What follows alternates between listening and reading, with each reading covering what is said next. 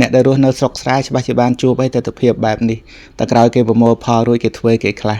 អ្នកដែលប្រមូលផលបានច្រើនគេសប្បាយចិត្តទៅហើយអ្នកដែលមិនសូវបានប្រមូលផលច្រើនមិនសូវសប្បាយចិត្តទេពេលខ្លះគេបញ្ចេញកំហឹងទៅលើសត្វកដោសារតែពួកកដោហ្នឹងទៅកាត់បំផ្លាញស្រូវដំណាំគេ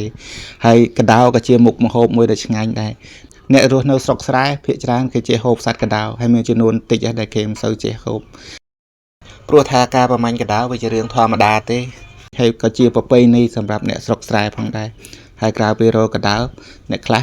ខែប្រាំងគេរកអន្ទង់ក្រាំងតាមវាលស្រែងាយស្រួលរកជាងអន្ទង់តាមបឹងតាមត្រពាំងដោយសារតែវាលស្រែវាឆ្លាស់ស្រួលរកស្រួលជីកចឹង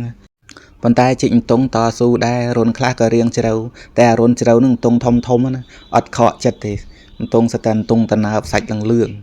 សំខាន់គឺមានកវ៉ាព្រោះកវ៉ាពេលរុនជ្រៅរុនទូចអៀតអីចឹងមានកវ៉ាអាចជួយបាន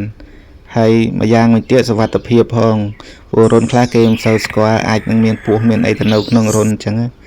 បើសិនគេពិបាកក្នុងការកាយអន្ទង់ក៏គេអាចឲ្យអិចទៅកាយអន្ទង់ជំនួសក៏បានដែរ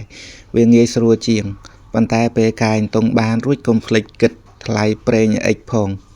ហើយនេះគឺជាសកម្មភាពមួយទៀតនៅស្រុកស្រែដែលគេរកអង្កែបក្រាំងខែប្រាំងគឺពេញនិយមស្លម្ជូរគ្រឿងឆាគ្រឿងមែនទែនហើយបើបានចេញដំណើរទៅរកអង្កែបក្រាំងហើយមកវិញមិនប្រកាសថាដៃទៅទេច្បាស់ជាបានឆ្ងាញ់ងាត់រំខាន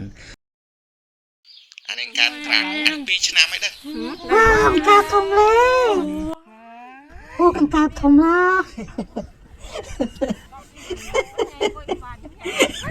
អង្កែបក្រាំងស្រួលរកទេព្រោះរុនវាអត់ជ្រៅដូចអន្ទង់ដូចក្តាមទេហើយដល់អ្នកចេះរកអង្កែបដែរមិនដឹងថារុនមិនអង្កែបនៅពេលខ្លះអង្កែបនៅបិទរុនទេចឹងហើយគេបដូរទៅរកត្រីវិញព្រោះត្រីស្រួលរកជាងតាមកឡុកស្រែពេលទឹករីងទៅសម្បូរណាស់ត្រីផ្ទក់ត្រីអណ្ដែងត្រីក្រាញ់ត្រីកញ្ចុះអីហ្នឹងតែប្រហែលចាប់ទៅមុតដៃបងប្រាប់ថាកុំឲ្យចាប់ត្រីកញ្ចុះអត់ជឿទេឥឡូវត្រីកញ្ចុះយកមួយ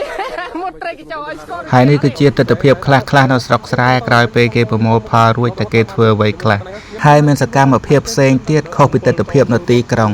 រស់នៅស្រុកស្រែជីវិតប្រៀបបីដូចជាផ្សារភ្ជាប់ជីវិតជាមួយនឹងធម្មជាតិហើយយើងនឹងអាចមានអារម្មណ៍ស្រស់ថ្លាសប្បាយរីករាយទោះបីជាយើងគ្មានលុយក៏ដោយខុសពីរស់នៅទីក្រុងបើអត់មានលុយរកកន្លែងសប្បាយមិនឃើញទេមានអគារខ្ពស់ច្រើនហើយមនុស្សកក់កុញទៅមកចរាចរណ៍ច្រើនមានផ្សែងពុលអីធ្វើឲ្យយើងមានអារម្មណ៍អាប់អួរមិនសូវសប្បាយចិត្តពេលខ្លះបើយើងបានទៅលេងវាស្រុកស្រែក៏ធ្វើអារម្មណ៍យើងផ្លាស់ប្ដូរប្លែកម្យ៉ាងដែរបើចូលចិត្តវីដេអូនេះសូមកុំភ្លេចចុច like និង Subscribe Channel ខ្ញុំម្នាក់មួយផងអរគុណ